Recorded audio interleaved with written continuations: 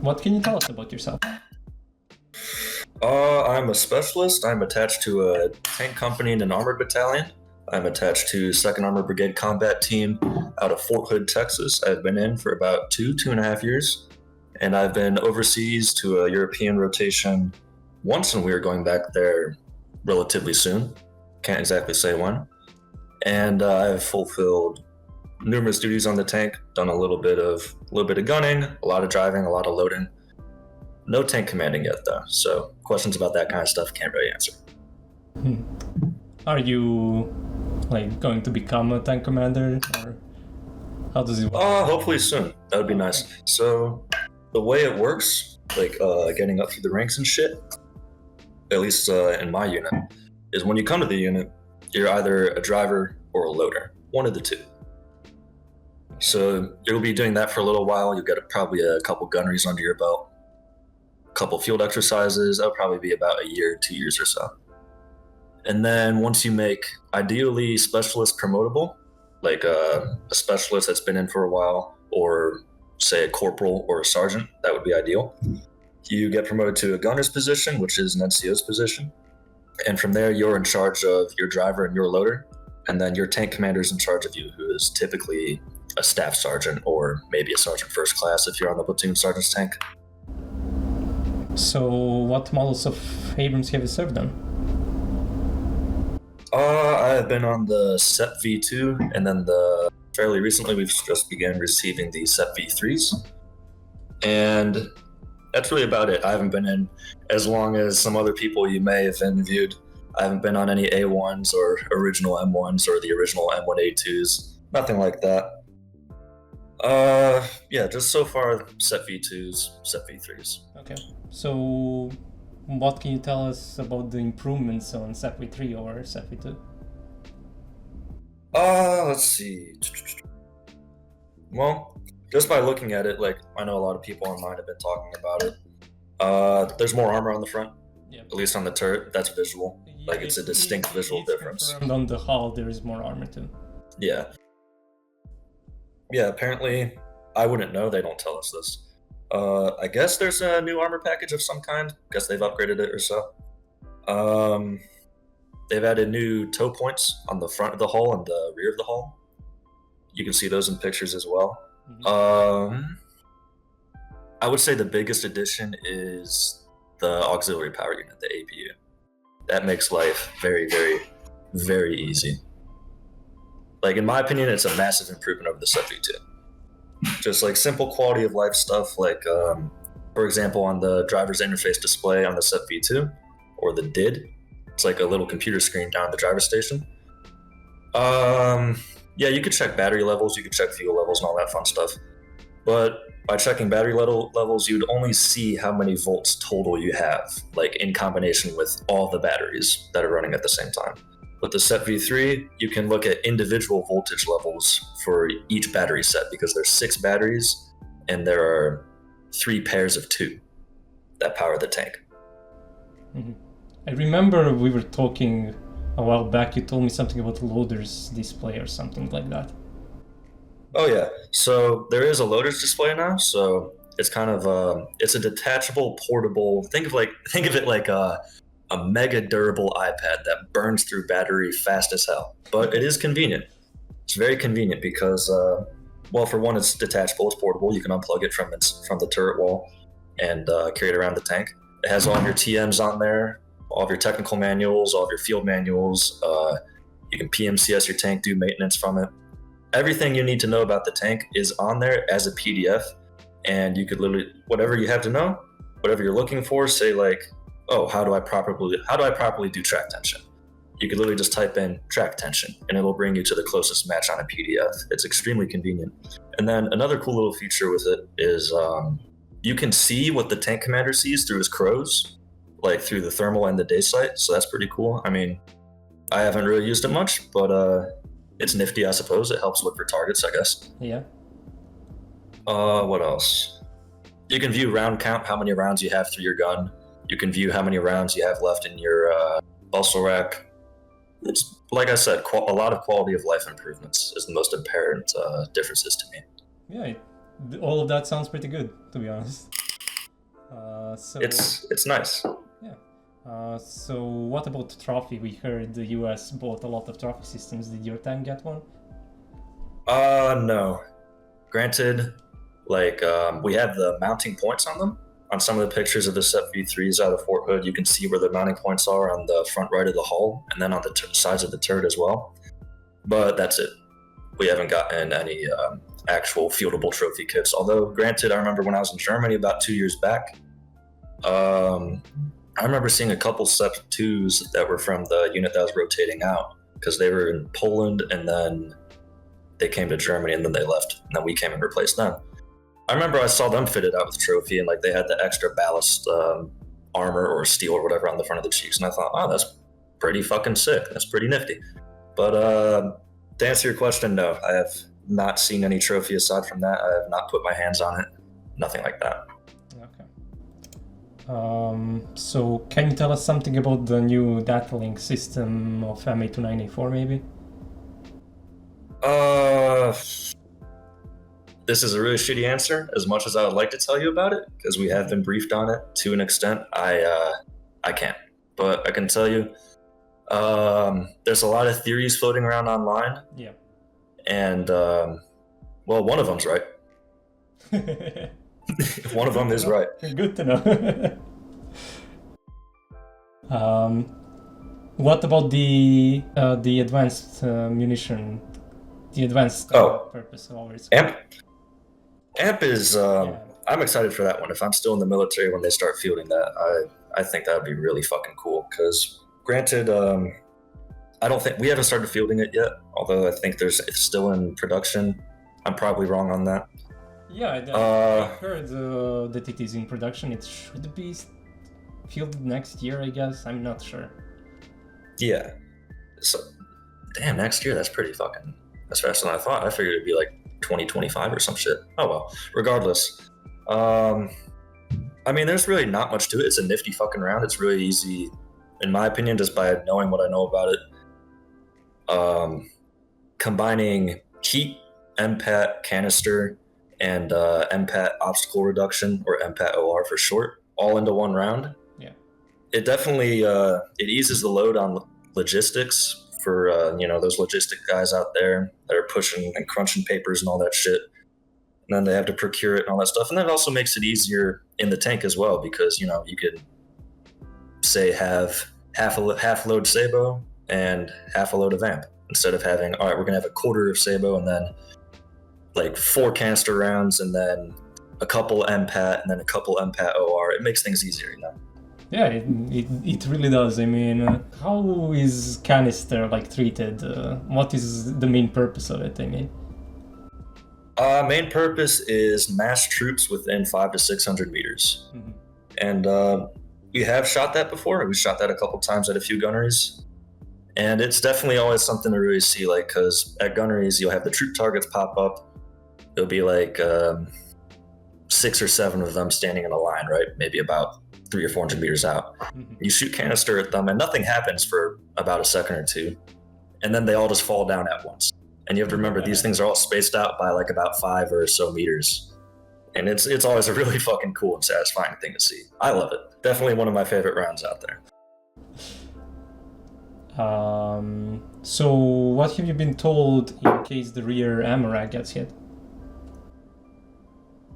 Standard procedure for that is to, if I remember correctly, put the turret over the side, wait for the ammo fire to burn out, and then evacuate. Or if you can, drive the tank back to friendly lines and then evacuate. Like, just get out of the tank and have your mechanics look at it, make sure everything's all good and dandy. If you can move, yeah, you can definitely drive back to friendly lines, because, I mean, your ammo rack gets hit, you don't have anything left to shoot with. You got your coax and whatever you have in the tube. Kind of shit out of luck there. I mean, you still have the hull ammunition, right? Oh yeah, you have your hull ammo, granted, yeah. But I've never really seen anybody use it. Like, granted, I've never been to combat, so people out there that have been to combat, maybe they've used it. I don't know. But for us, for gunneries and stuff with our training rounds, we're explicitly told not to use the hull ammo rack, because the training rounds we use, M1A2 and then the training MPATs and shit like that. They give off ether. Like when you get these things and they come on these giant pallets and these giant, they look like giant honeycombs. And when you pull them out and you bring them to your tank and put them into your ammo rack, while you're holding it, you can smell the ether coming off of it. It smells like paint. And then same thing when you open up the bustle rack, you just get this vague smell of ether, and that's because the entire time it's giving off ether. And in the hull ammo, that ether can build up, and if there's a spark or whatever, you can have a fire, and that would be very, very bad. That wouldn't be good for anybody. I mean, it is kind of dangerous to have that, I guess. Yeah, I'd rather avoid it if I can. Granted, yeah, you know, hull, it's a blowout rack in the hull, but I'd rather not fuck with it. Yeah, I've heard that the guys that were like deployed in combat and stuff, they were actually using the hull ammo rack for like storing food and things like that. Oh yeah, I believe it. I remember when we were redeploying. From Europe back to America. Anything that we wanted to bring back that we couldn't fit into our bags to put in the shipping container that would go back to America on the ships, or that we couldn't put on the plane, people would put it into the hull ammo storage on the tanks, because nobody's going to check there. It's too much of a pain in the ass to get there. Yeah. And most people don't know it even exists, or how to get to it. So, you know, maybe you shouldn't have knock said on that. wood. Maybe you shouldn't have said that. At this point, it's shit, man. If you're a tanker, it's more or less common knowledge. Yeah, I'm just kidding. Never mind. Yeah, it's all right though. I get where you're coming from. I'm sure customs would have a field day with that. But hey, if they can figure out how to work the tank and traverse the turret and open up the hull ammo door, you know what, man, you've earned it. Good point. Okay, so what's the life of Abrams tanker like? At least down here in Texas, it is hot and sweaty all the time, and very, very humid. Especially out in the field. If you're out there in the summer, you're 9 times out of 10 you're absolutely miserable, because it's just really, really damn hot. Especially in the tank. Like, granted, yeah, you know, you have your NBC system and you got the hoses on the turret walls that you can stick down your shirt, and that's nice, it's convenient, but you know, eventually you're gonna have to turn that off or get out of the tank and do some shit, and then you go right back to being hot, sweaty for 2 or 3 weeks. And you know, it's physically it can be tough, you know, really weird work hours, to say the least. Everything on the tank is heavy, absolutely everything, because I mean, shit, dude, it's a tank. Yeah. But it's satisfying. It's really satisfying. I like it because you form a really good close bond with not only your crew and the people that you're in the tank with, but your platoon, your company, really everybody. Because it's the armor community is such a small community. Everybody knows somebody in some form or fashion, to say the least. And it's especially satisfying when the people that you've been training with, you know, in the simulators, and then with chair drills, and working with every day in the motor pool with the upkeep on the tank, making sure it doesn't shit the bed just by sitting there. And then when you finally roll out the gunnery and you shoot really good, and it's really nice, you know. I love it. I love what I do. So what kind of small arms are you issued as a tanker? Let's see. Your tank commander, he gets an M4. The loader, he gets an M4.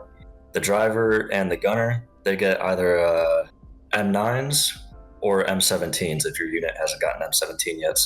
And for the guys out there that haven't gotten their M17s yet, you're missing out. They're pretty nice. I like them. I like them. I think they're a big improvement over the shitty M9s from the mid-80s or the 90s. I like them a lot. But some people do have their grievances with them, but you know, that's on them. The driver and the gunner, they get M17s. And the loader and the tank commander, they also get M17s, but on top of that, they get M4s as well. Because there are stowage spots inside of the turret for the loader and the tank commander's M4. Okay. So did you have any problems with the engine or the transmission of the tank? And what can you tell us about general reliability? Insofar with the SEP 3, with my personal experience with the tanks I've been on, no, I can't really say I've had any issues so far. Like, they've all performed rather admirably. The only real one that I can think of, and this isn't even on the tank, it's on the driver, so this is why you have driver's training. The driver is a brand new driver, and they're driving this tank, and they stop and they park and set the parking brake, lock it down. And they get out, and then they go to start it up again, and there's this terrible, terrible smell of burning transmission fluid, like burning transmission oil. You could smell it from a good 20 or 30 meters away. And what ended up happening is the entire time when we were out in the field for like 3 or 4 days, the entire time, this driver was riding the brake and basically completely burned out the transmission. Oh. The tank could not move. It could only go forward and backwards, and that was it. It could not turn. So what happened to the tank? I mean, did it get replaced, fixed? What happened? It got fixed. It was, we got another tank to tow it onto a big old truck called a HET, H-E-T-T, HET. Yeah, I know. And, the HET just got back on the main road and took the tank back to our motor pool. And then we got another tank to tow that tank into the maintenance bay, and the mechanics worked on it. Took them a week or so, but they got it back up and running. And it works fine now. Okay. Aside from that, that's the only real maintenance issue that I've run into with SEP 3s. And then, of course, like, you just have normal tank stuff. Like, any tankers out there, they can tell you, it doesn't matter what tank it is, that just big machinery in general, just sitting there, something's going to break somehow. Somewhere, somehow, something is going to go wrong. Like, you're going to have a hydraulic servo that's just going to bust, and it's going to be pissing hydraulic fluid everywhere. Or something's going to be leaking. Or one day some software is just going to decide to shit the bed because it felt like it. But that's just the reality of it. Yeah, I mean, every tank has some problems because they're tanks, they're heavy, and all that shit can happen. Oh, of course. And then you have all this hardware and then all this software on the computers that have to work together. And then, of course, all the mechanical aspects of it, the engine, the transmission, brakes, hydraulics, the gun, the thermals, the radios. There's so much shit to go wrong that something will eventually go wrong. Yeah, I mean, it is understandable for that of course. kind of technology, how to say. Okay, so what is the communication like between the crew inside of the tank and between the tanks in a platoon? So to communicate amongst the crew inside of the tank, everybody is wearing a CVC helmet. And the CVC helmet is basically just, it's essentially a headset that you put on as the soft shell, and then on top of that you put, there's a hard Kevlar shell that you put over it. Like, supposedly it can stop rifle fire and not pistol fire, but I'd rather not put it to the test because I don't like getting shot at. And so it's really, in my opinion, more of a like a bump helmet, if anything. But for the tankers that have out there that have been to combat, if you got shot at and you're unfortunate enough to get hit in the head, but you lived with because of your CVC, shit, I'm wrong, and I'm happy I'm wrong. So yeah, you just talk through headsets. It's an internal intercom inside of the tank. Fairly simple. And then to communicate between the tanks and the platoon, you'll choose a platoon net. There's 2 radios inside of the tank. And it's like this for all M1A2s out there. It doesn't matter whether it's just a plain SEP or a SEP 2 or a SEP 3. It's all the same. Mm-hmm. You'll have a radio mount, and you could fit 2 radios in there. And you could have 1 radio on one channel and 1 radio on the other. So for us, it's generally 1 radio will be on the platoon net, so you can talk between the tanks and your platoon. And then 1 radio will be on the company net, so you could talk to tanks in the company. And to do that, you just simply switch channels, and that's it. Okay, simple enough, I guess. Okay, so what can you tell us about, what are you told about enemy tanks, especially the Russian ones? Outside of vehicle ID and stuff like that, honestly, Not a whole lot. Like, unless you have a vested interest in tanks that aren't your own and you just love tanks, you're not exactly told very much. You're just told what to look for, how to identify them. Is that a friend or an enemy? Should you shoot it or not? And is it a tank? Is it an IFV? Is it an APC? Is it a truck? Or is it a helicopter? That's generally what it boils down to. The only tanks I can really think of that we have been told a fairly decent amount about is like the most modern Russian tanks, like the T-14s, the T-90s, and the newer variants of those. And I think the T-80, like T-80U and T-80 BVM. Those are the two that stick out to me. They've definitely briefed us on Stora, APS. T-14 is one of them. They try to brief us on the information they have about it. Aside from that, dude, nothing else really comes to mind. It's mostly just how to know what the hell you're shooting at. I mean, what are you told about Stora? Because one tanker I talked to told me that, not American, he's on the Leopard, told me that they don't laze directly at the tanks, but they laze right next to them because the Stora has the laser warning receivers. We have not been told to do that. We just laze directly center mass, just laze and blaze. And what we have been told about Stora is it's a passive protection system. So they have told us that if you do laze directly at it, it will know where that laser is coming from. Yeah. If you shoot a ATGM at it, and it's if I remember correctly, I think it's the TOW 2, like the later TOW 2s that are immune to it. But if it's anything earlier, chances are it's probably going to dive right into the fucking ground. Yeah. Oh, and then at nighttime you can see it through NVGs. Oh yeah. That's for sure. That is why they're not putting them anymore on the newer variants. I believe it. Okay, so can you tell us some of your most memorable moments from the service? Oh, there's a good handful. They'll come to me. So right off the top of my head is when I was a new driver, and we were on rotation in Germany, and we were doing a big old battalion live. And so you have all these tanks firing live rounds at targets, these Bradleys that are shooting at targets as well. You have Apaches flying over, dropping ordnance on targets somewhere. I couldn't see them. Somewhere farther downrange. And then you also have the Bradleys dropping off troops, and they're shooting at their targets. It was a really cool thing to see. And so this battalion live fire is wrapping up, and we have to go through what's called a breach, which is essentially, so you take your engineers, they take their ABV, and they will plow the ground through a minefield, in this case a notional minefield, to make a path for the rest of the battalion to drive through. So it was my turn to drive through that path. I'd come through it just fine, and my tank commander tells me, follow this path exactly. And so I'm like, okay, but at this point I got too cocky, and this is where it gets wrong. So I don't follow the path exactly. So think of it like kind of like an L shape, right? Okay.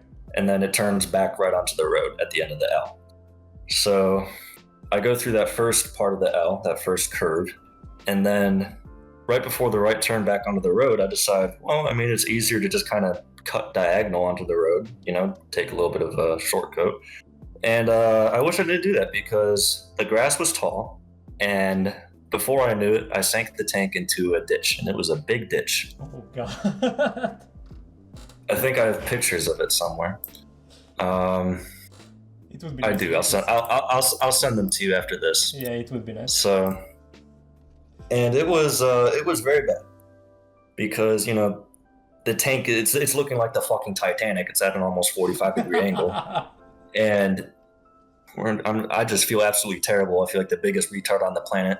But there's no time to feel sorry for myself, so everybody gets out, and we start working on freeing this tank. We get another tank to come over and help tow it out. And this is where it gets really shitty, because if it was just towed out and nothing else happened, it would have been a 30-minute deal, and we would have been fine.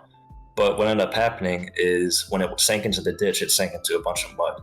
So we're pulling this thing out, and on the right side of the track, there's so much mud that's built up between the track and the road wheels and the hull that As we're pulling it out, at least we got it out of the ditch at this point, I literally watched the track just fall off. It just makes a big clunk sound and it just falls off right onto the fucking ground. And the sergeant that was ground guiding it, he just rips off his CBC and he just throws it a solid 20 or 30 feet and he just yells, "Fuck!" really, really loud. And so, I mean, can you blame? No, I can't. And then I felt even worse, but it didn't matter because we ended up being out there for about, I want to say, I crashed the tank at around 4:35 in the evening, and we finally got the tank up and running at about 5:30 in the morning. We were out there for about 12 or 13 hours. Jesus Christ. Were you punished And for then, that, or? I won't go into detail about that. Okay. Not a fun time, but I definitely learned. You listen to your fucking tank commander. So for any young tankers out there or aspiring tankers, whatever you think is a good idea, don't fucking do it. Listen to your tank commander. There's a reason he's a tank commander, and he can see a lot more than you if you're a driver. So just remember that. Yeah, that's a good segue to our next question, which is, what would you tell to people who want to become tankers? I'd say do it. I'd say do it. Granted, like, military life is not for everybody, but if you want to be a tanker, there's no other place in the world that you can do it outside of your nation's military. It can be tough. It can be very tough, but it's extremely rewarding, and it's an experience like none other. I've gotten to do some of the shit that I have never thought I would do in my entire life. Before I joined the Army, I never even left the Midwest. Never seen a mountain, never seen an ocean.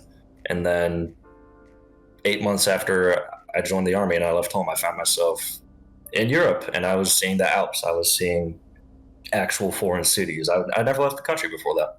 And it was a very, very good experience. And it will be, because you can go lots of places. You can go to different parts of the country. You can go overseas. Eventually you will if you're in long enough. That's a certainty. Meet a lot of cool fucking people. I've met some of the smartest people in my entire life here. I've met some of the most retarded people I've ever met in my entire life here. Met some of the coolest dudes that I will ever know. I've met some of the biggest assholes. You get all kinds of people here, because you have to remember it's taking from a rather large population, at least for the U.S. Army, and putting them all in one place. You get all different aspects of life, and it's honestly really cool. And to be honest, it's humbling. Like, you remember it's not just me in this world. There's a lot more shit out there. There's bigger fish in the sea, and there's a lot of cool shit to see and do. Okay.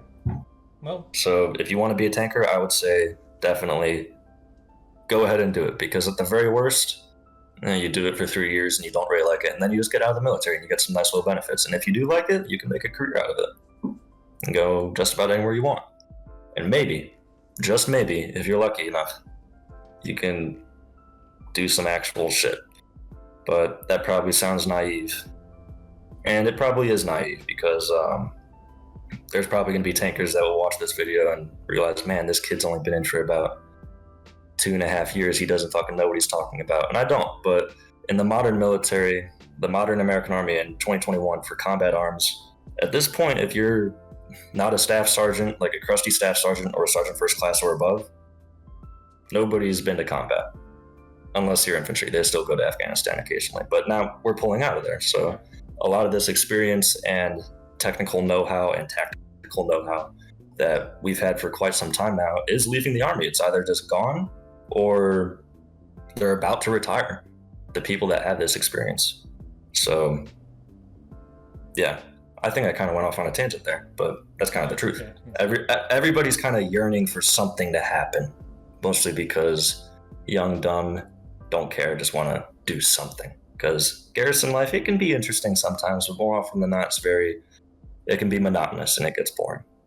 Variety is the spice of life, you know? Yeah. Well, thank you for the interview. Well, of course, man, anytime. And I'll send you that picture of the crash tank and then some other cool pictures that I have.